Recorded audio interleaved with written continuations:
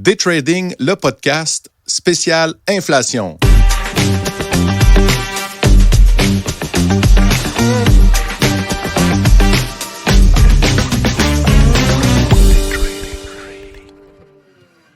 Un chaleureux bonjour à vous tous, chers explorateurs et exploratrices des marchés financiers. Aujourd'hui, on traite d'un sujet vraiment d'actualité et qui laisse personne indifférent. On parle d'inflation. Je ne sais pas si vous êtes comme moi, mais le discours actuel qu'on retrouve dans les médias, ça me crée, moi, des émotions. Oui, je m'ouvre à vous aujourd'hui, je me dévoile. Parfois, j'ai peur. J'ai peur de voir mon pouvoir d'achat fondre drastiquement, là, vraiment de façon importante. J'ai peur aussi que la qualité de vie de ma famille et mes proches soit diminuée. Puis j'ai peur aussi que ma liberté personnelle soit brimée à travers tout ça. L'histoire nous l'a démontré, dans le fond, à plusieurs reprises dans le temps. Dans le fond, il y a eu des exemples d'hyperinflation qui ont vraiment ébranlé des peuples entiers puis des sociétés au complet. On peut parler de la Rome antique, on peut parler de l'Allemagne, le Venezuela, le Liban, puis bien d'autres pays. Ça a bouleversé des vies, puis ça a même engendré des révolutions, là, comme au Sri Lanka. Donc, c'est vraiment du sérieux. C'est déjà arrivé, puis ça plane sur nous. Puis on se doit d'être vigilant. Mais on va quand même pas rester pessimiste. Là. On va quand même essayer d'être optimiste là-dedans, mais on doit quand même être prudent. Parfois, au contraire, moi, dans mes émotions, je suis excité parce que, dans le fond, je suis conscient que ce genre de situation peut aussi représenter l'opportunité d'une vie pour créer beaucoup d'abondance si on sait bien jouer ses billes, si on se positionne correctement. Donc, c'est là-dessus que je travaille, je vais vous avouer. Et en résumé, je ne suis pas indifférent du tout, puis probablement que vous non plus, vous ne l'êtes pas. C'est pour ça qu'on a choisi ce sujet-là aujourd'hui. Puis c'est pour ça qu'on va en jaser. Et pour faire ça, je suis en compagnie de 2 personnes d'expérience pour qui j'ai beaucoup de respect. Puis on va s'attarder à décortiquer tout ça afin d'y voir plus clair, puis de pouvoir, si possible, en profiter plutôt que de juste la subir, cette fichue inflation-là. Donc, comme à l'habitude, j'étais en compagnie de mon mentor et ami, M. François J. Dubois. J'espère que ça va bien. Mentor? Yes, Mr. Patrick, l'animateur, ça va très, très bien. Et puis, je suis content aujourd'hui de l'invité qu'on a parce que malgré que j'ai beaucoup d'expérience des marchés, moi, je suis vraiment plus un gars de terrain, trading, et puis je profite de tous les chiffres qu'on peut voir, inflation et compagnie. Mais côté fondamental, je crois que notre invité va pouvoir nous éclairer, là. Fait que même après 30 ans d'expérience, je suis quand même très excité, là. Je pense que je vais en apprendre aujourd'hui. Oui, puis le sujet, on en parle régulièrement quand on jase dans les dernières semaines, surtout on en parle, mais souvent on a plus des questions que juste des opinions. On se dit que on essaie d'anticiper ce qui va s'en venir, mais ça reste qu'on n'a pas de boule de cristal, personne. Et dans le fond, on reçoit aussi, pour nous accompagner, M. Yannick Marcil, qui est un économiste indépendant, un conférencier, un chroniqueur, un formateur, qui a fait plusieurs apparitions dans les médias en tant que spécialiste. Bref, on a quelqu'un de solide et de compétent avec nous pour en jaser. Bonjour Yannick, comment ça va? Ça va très bien, merci. Merci beaucoup d'être là, d'avoir accepté l'invitation. On a lancé ça promptement, je pense qu'il y a 3-4 jours. On a dit « Hey, tu viendrais-tu jaser? » Puis tu as accepté dans l'heure. Donc, ça nous a fait un petit flot, on va l'avouer. Mais on va essayer dans le fond, de profiter de ta présence pour essayer de mieux comprendre ce qui se passe là-dessus. C'est mon plaisir. Donc, ce qu'on a fait, on a préparé quelques sujets. Là, on s'est préparé déjà des questions, puis on va en jaser librement ensemble. Puis moi, je vous invite, ouvrez grandes vos oreilles, puis restez attentifs, parce que je pense qu'on va en apprendre des choses. Fait qu'on se lance, on est prêt? On est prêt. Yes. Première étape, dans le fond, pour le podcast, je pense que ça serait peut-être bon de parler un petit peu de vocabulaire. Là. On voudrait bien saisir un petit peu ce qui se passe en ce moment. Fait que j'ai identifié 5 thèmes importants qu'on va regarder ensemble rapidement, juste pour nous situer, puis peut-être définir un petit peu l'impact que ça peut avoir dans nos vies. Fait que je vais énumérer le terme et, dans le fond, je vais laisser Yannick nous jaser de ça. Puis François, s'il veut commenter, il n'y a pas de problème, comme à l'habitude. Donc, le premier mot qui est le sujet d'aujourd'hui, l'inflation. Qu'est-ce que l'inflation, Yannick? C'est pas compliqué, c'est la hausse générale du niveau des prix. Donc, d'année en année, de mois en mois, de jour en jour, les denrées, les choses que nous achetons coûtent plus cher. Donc, nous nous appauvrissons. Tout simple que ça. Donc, ce que ça veut dire, c'est que notre pouvoir d'achat diminue. Puis moi, j'avais Exactement. la façon de le voir, de dire, c'est aussi c'est la valeur de l'argent qui diminue aussi. Donc, c'est la même chose. C'est un synonyme, autrement dit. C'est le miroir de l'autre. Mais c'est pas souhaitable d'avoir trop d'inflation, bien évidemment. Ensuite de ça, j'avais le terme déflation. C'est quoi la différence avec ça? C'est l'inverse. La déflation, c'est la baisse du niveau général des prix. Donc, plus le temps passe, moins les biens et les services coûtent cher. Et donc, ça fait en théorie, on s'enrichit, mais on le verra un peu plus tard peut-être, ça n'est pas très, très, très bon pour l'économie. Oui, puis c'est ça. Puis les gens changent leurs habitudes là-dedans. Dans le fond, la première habitude que moi je vois, c'est qu'ils vont avoir tendance à reporter leurs dépenses parce qu'ils vont dire « Oh, ça va coûter moins cher dans 2 mois. » Exactement. Puis des fois, on a l'impression qu'en informatique, parce que moi je suis beaucoup en informatique, que l'informatique est souvent basée sur de la déflation parce que la technologie avance tellement vite que les anciens appareils coûtent toujours de moins en moins cher. Du coup, on se dit c'est une bonne chose, mais ils trouvent toujours des moyens de nous vendre des gadgets plus avancés là, au plein prix et de plus en plus cher.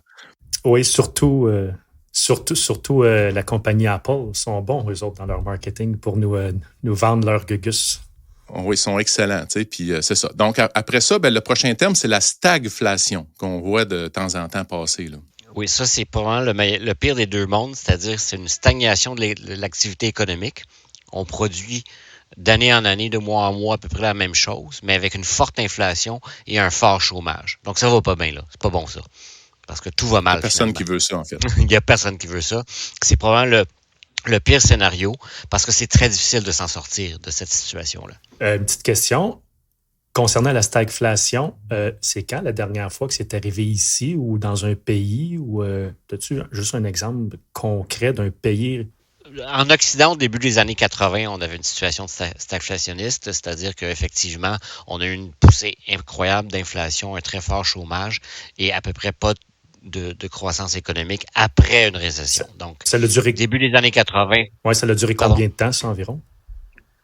Ça a duré environ 3-4 ans. OK. Et c'était pas 3-4 bonnes années. OK. Parfait.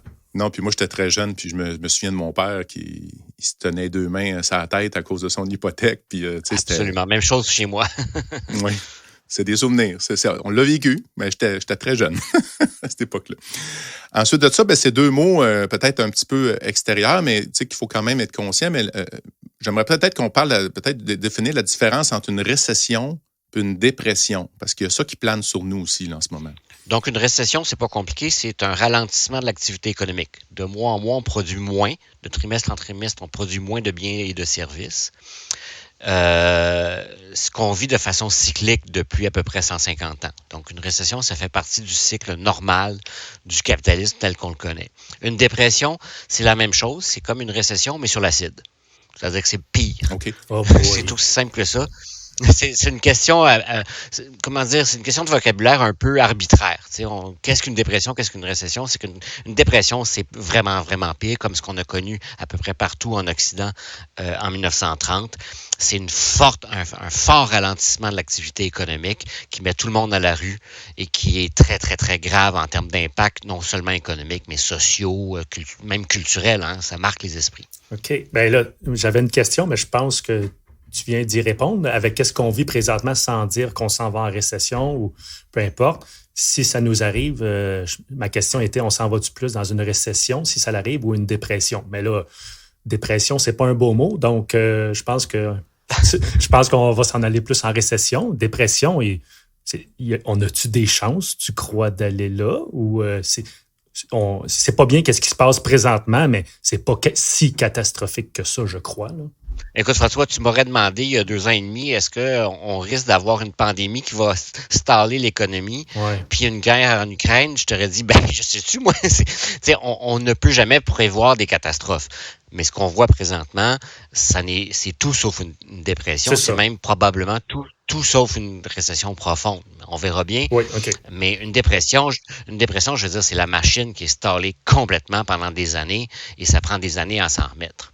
OK. Bon, pour revenir à la même question que j'ai demandé pour la stagflation, c'est quand la dernière dépression qu'on a eue, ici ou ailleurs, tu sais? On n'a pas vraiment eu depuis 1930. Là. Vraiment, c'est la Grande Dépression qu'on connaît tous. Oui, là. OK. Je veux dire, il y a eu de fortes récessions là, au 20e siècle, mais on ne peut pas les qualifier de dépression. Là. Il y en a vraiment eu une importante en 1930, puis une en 1865, quelque chose comme ça. Oui. Mais c'est un cas là, hyper rare dans l'histoire. Là, tant mieux. Un peu comme le trading, on va dire que tout est possible. Donc, on ne s'en va pas en dépression. Exact, absolument. C'est comme le trading. Il faut garder ça du coin de l'œil, puis on ne se le souhaite pas. Il faut toucher du bois, évidemment. On ne se le souhaite pas, vous voyez ça. Non. Donc là, on s'est armé des principaux termes de vocabulaire là, pour être capable de jaser de ça, pour que, dans le fond, tout le monde, tous les auditeurs puissent, dans le fond, avoir une idée claire, parce que des fois, on entend parler à gauche, à droite, puis c'est pas toujours tout le temps bien défini pour tout le monde. Fait que là, ce qu'on va faire, on va s'attarder au sujet de la journée, l'inflation, dans le fond. T'sais? Puis moi, j'aimerais qu'on discute, qu'on réfléchisse, c'est s'attarder à comprendre c'est quoi les causes là, de cette bébite-là. Là. Qu'est-ce qui fait qu'à un moment donné, l'inflation se met à monter? Il n'y a pas juste un point isolé, là. Non, je pense qu'il y a une première chose que j'aimerais clarifier, c'est que l'inflation, c'est la hausse générale ou la hausse moyenne des prix. Et le mot est super important, moyenne, c'est-à-dire que c'est pas tous les prix qui montent en même temps. Comme on le voit présentement, là, depuis quelques mois, c'est l'essence et les aliments. Mais tu parlais tout à l'heure du prix de l'électronique, par exemple, ou de l'informatique en général, qui baisse d'année en année. Donc, c'est pas tous les prix qui bougent en même temps. C'est la moyenne. Et ça, c'est super important à comprendre. Et surtout dans une perspective là, de finances personnelles, c'est qu'on ne met pas toutes nos billes dans le même panier. Donc, c'est un peu la même chose. Hein? Il y a des prix qui vont augmenter fortement, qui vont nous affecter individuellement comme famille de façon différente. Si vous avez 4 enfants ou 4 ados qui mangent comme des ogres, bien, la hausse des prix des aliments va vous affecter grandement. Alors que si vous n'avez pas de voiture, celle du prix de l'essence ne vous affectera pas autant que si vous avez 2 voitures. Hein? Bon, ça, c'est un truc important. Maintenant, pour répondre plus directement à ta question, qu'est-ce qui fait en sorte que une grande partie de ces prix-là augmentent d'un coup? Il y a 2 éléments possibles qui peuvent être en conjonction d'ailleurs. Soit il y a trop de demandes. On achète parce qu'on est plus riche pour plein d'autres raisons. Donc, la loi de l'offre et la demande, je pense que tout le monde la connaît. Donc, si on demande plus, ben les prix vont augmenter. À l'inverse, ça peut être l'offre aussi. Hein? Il y a moins d'offres parce qu'il y a une pénurie, parce que pour plein de raisons, ben là, les prix vont augmenter également. Donc, c'est soit l'un, soit l'autre. Et ce qu'on vit présentement, c'est essentiellement un choc d'offres. C'est l'offre qui n'est pas suffisante sur les marchés mondiaux, en grande partie, on ira dans le détail, qui fait en sorte que les prix augmente. Donc, l'offre est pas suffisante. Puis j'imagine que ça a un lien aussi avec la main-d'œuvre qui est plus rare. Puis j'imagine que la COVID a incité des gens à prendre leur retraite plus vite aussi. Ça n'a sûrement pas aidé. C'est tout ça. Tu sais, quand on additionne tout ça, ça fait, j'imagine, un beau cocktail comme on vit en ce moment. Puis, comme tu l'as dit tantôt, il y a 2 ans, tu m'avais demandé s'il y a une pandémie ou même il y a 1 an ou quand la COVID est arrivée, on ne s'imaginait pas que ça... Je pense pas qu'il y ait beaucoup de gens qui ont vu ça venir, que ça reste un impact-là. Au contraire, on s'imaginait là, que tout tomberait, l'économie, les gens ne pourraient plus consommer, mais c'est l'inverse qui est arrivé. Fait que c'est quand même particulier. Là. Puis là, comme tu as dit, on a rajouté la guerre en Ukraine. L'Ukraine qui est un super exportateur de céréales. Fait que là, la bouffe, comme tu dis, elle a monté. Puis la Russie, on a mis plein de sanctions. Puis eux autres, des producteurs d'énergie. Fait que c'est un beau cocktail. Oui, pendant que je vous écoutais, je ne sais pas si nos auditeurs connaissent Paul Tudor Jones. C'est celui qui avait prédit le crash de 1987. Puis tu dis, tantôt Yannick, il disait on ne pouvait pas prédire la crise. J'ai souri. Je me suis rappelé, Paul Tudor Jones, il était en Chine, je crois, en décembre. Et puis, ça l'avait déjà commencé un peu là-bas. Puis, vous regarderez, là, allez voir sur YouTube, là, il a donné une entrevue. C'est vraiment, c'est spécial. Il y avait, on peut dire qu'il avait prédit que ça allait arriver, peut-être pas frapper aussi fort, mais il avait prédit que ça allait arriver ici en Occident. Et puis, quand il est revenu ici, quelques mois avant la pandémie, je crois que ça a commencé en mars, début mars, il a liquidé, je pense, 80% de ses fonds. Il a pris une grosse, une partie des profits. Là. Bref, il a vendu 80 de ses portefeuilles, je crois, avant la grosse chute qu'on a vécue. Donc, on ne pouvait pas le prédire, on ne pouvait pas le prévoir, mais lui, il avait comme un petit feeling au crash de 1987. Fait que bref, allez voir ça, Paul Tudor Jones sur YouTube, prédiction COVID. Et puis, c'est très intéressant à écouter. Là. Donc, non, on peut pas. C'est peut-être un coup de chance, mais il était là à la bonne place au bon moment, puis il a prédit ça, puis il a prédit le crash de 1987. Donc, une personne un peu en finance à suivre. Là. Puis il est quand même très coloré, divertissant à suivre. On va essayer de vous trouver le lien puis vous le mettre en commentaire. Là. Mais effectivement, il y a un petit feeling, mais il y a aussi beaucoup d'ordinateurs, une grosse équipe, des analystes. C'est pas un 2 de pique, hein, c'est un gros. Hein. C'est un gros, là.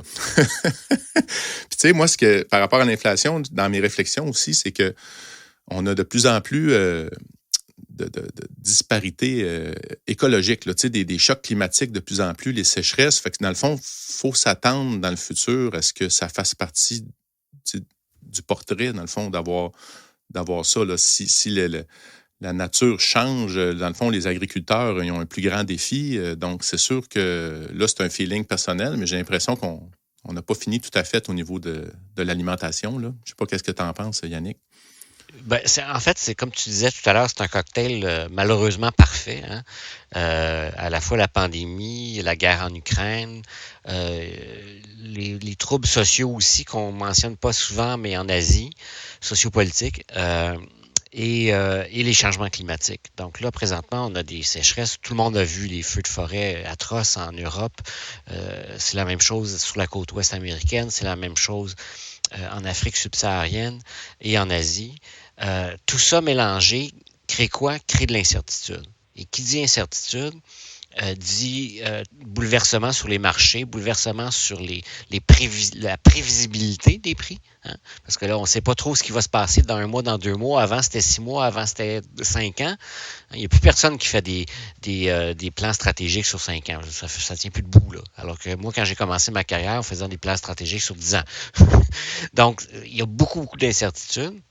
Et surtout, c'est des incertitudes qui sont interreliées. Je parlais tout à l'heure de l'inflation comme causée par l'offre présentement, hein, parce que tu l'as bien dit, là, les grains en Ukraine et en Russie, la COVID, oui, peut-être les retraites, mais surtout, c'est que ça a complètement débalancé les chaînes d'approvisionnement mondiales. Je veux dire, on arrête de faire des voitures parce qu'il n'y a plus de puces électroniques disponibles qui ne sont pas fabriquées en Chine. Pourquoi? Parce que les métaux précieux qui viennent dans ces puces-là, on a de la misère à les extraire à cause d'autres situations, à la fois géopolitiques, sociales, et ainsi de suite. Donc, tout ça est entremêlé, tout ça est très serré, ce qui fait en sorte que là, on a une situation qui, presque de semaine en semaine, est imprévisible. Et dans la situation dans laquelle on se trouve, on essaie de se raccrocher sur les indicateurs. On parle d'inflation aujourd'hui, mais les chiffres dont on dispose sur l'inflation, ils ont 1 mois et demi de retard.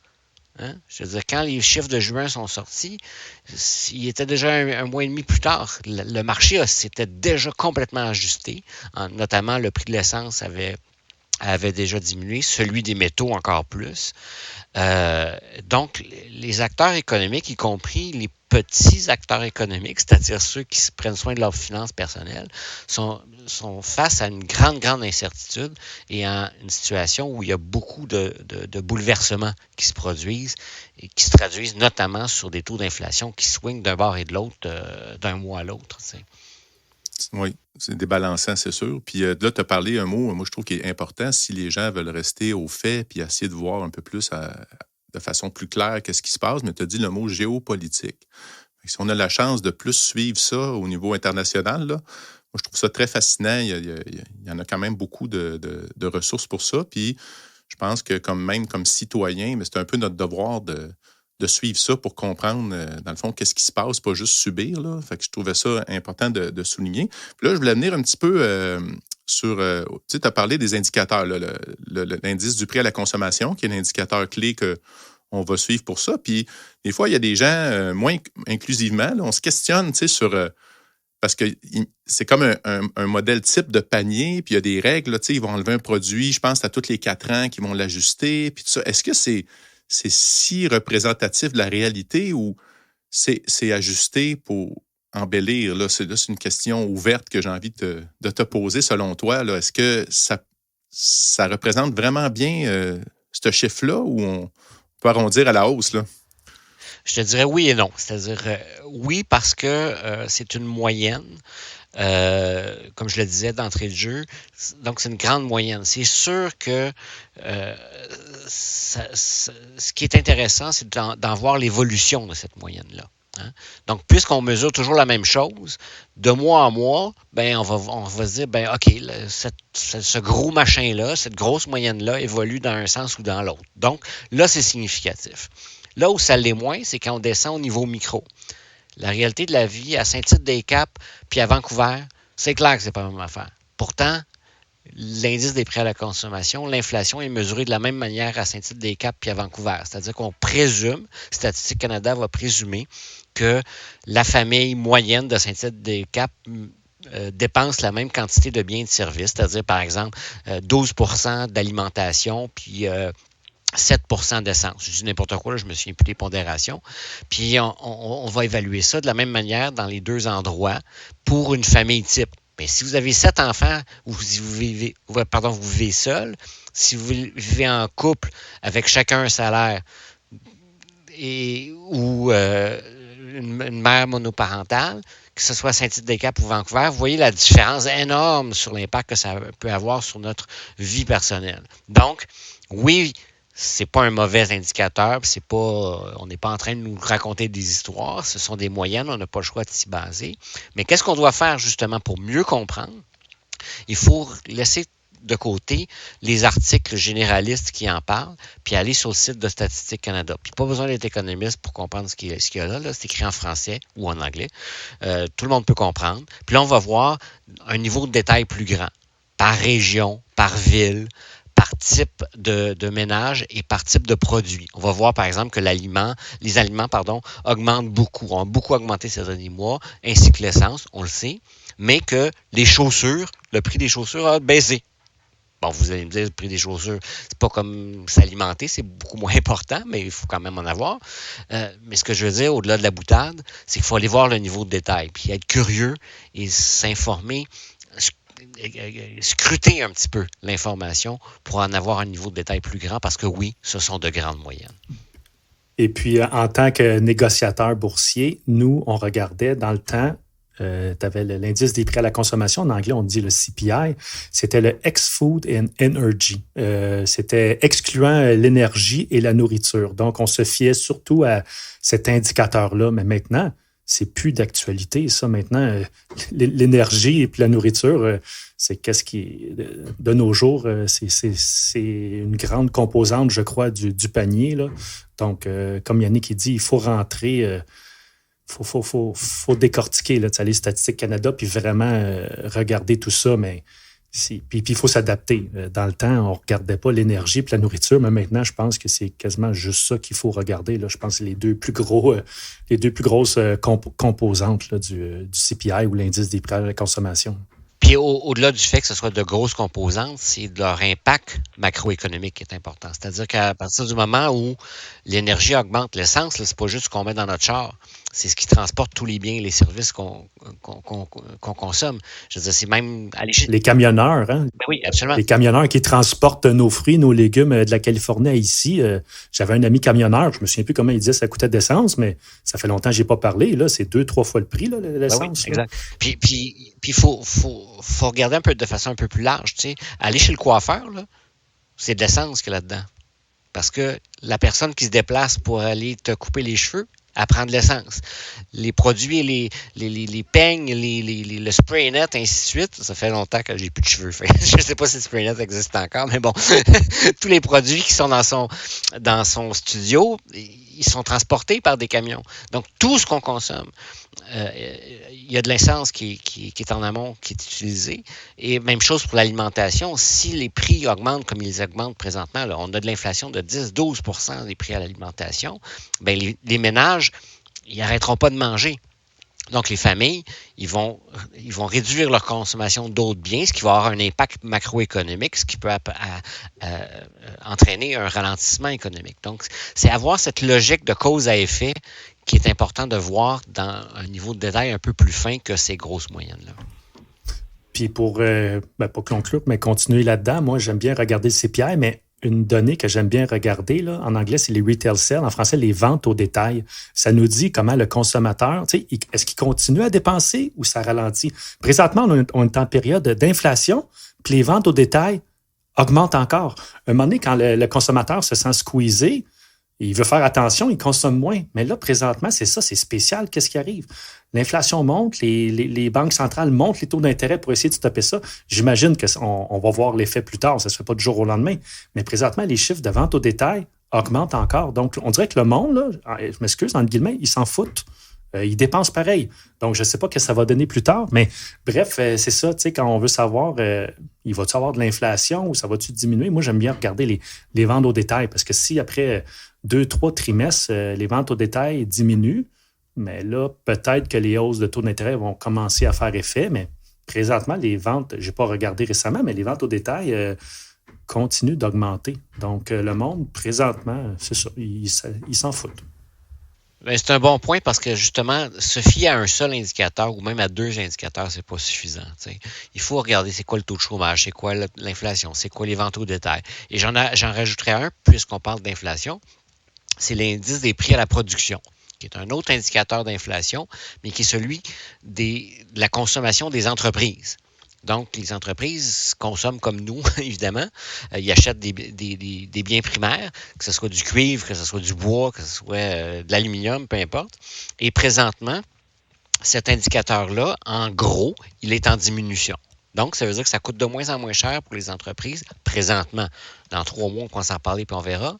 Mais ça, c'est un bon indicateur. Si ça coûte moins cher aux entreprises, ça va leur permettre d'être plus productives, de faire plus de profits, donc d'être plus performants. Donc, ça, c'est positif. Même si l'indice des prix à la consommation augmente, on a là l'inverse. Alors, vous voyez, c'est toutes ces nuances-là qui me permettent de dire à la fin de la journée, je ne sais pas.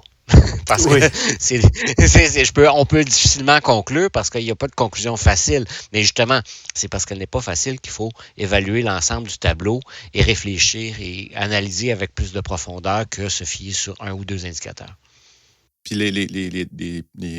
l'indice du prix à la production versus la vente au détail ou l'inflation, moi, ce que je trouve intéressant, c'est d'être conscient aussi, ces indicateurs-là. Il y en a, en anglais, on dit leading, ou l'indice du prix à la production, il va nous permettre d'anticiper absolument qu'est-ce qui va se passer après, tandis que les autres, dans le fond, on est en retard. Là. Fait que, c'est intéressant d'être conscient de où se situe cet indicateur-là, ce qui nous permet de voir venir un petit peu les choses ou est-ce que c'est vraiment en réaction? Fait que ça aussi, comme trader, c'est important, moi, je trouve, de savoir ça parce que ces indices-là ou ces annonces-là, moi, j'aime beaucoup ça, les trader.